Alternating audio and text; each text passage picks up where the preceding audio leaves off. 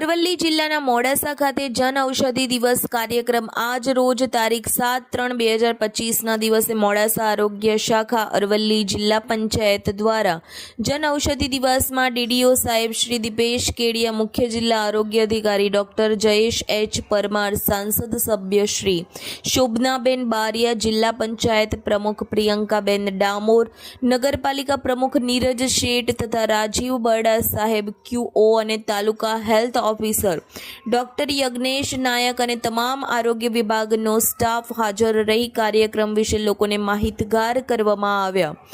માનનીય વડાપ્રધાન મોદી સાહેબના જન ઔષધિમાં ઘણી સારી રીતે અને સસ્તી દવાઓ લોકો સુધી મળી રહે તેવા પ્રયત્નો કરવામાં આવ્યા.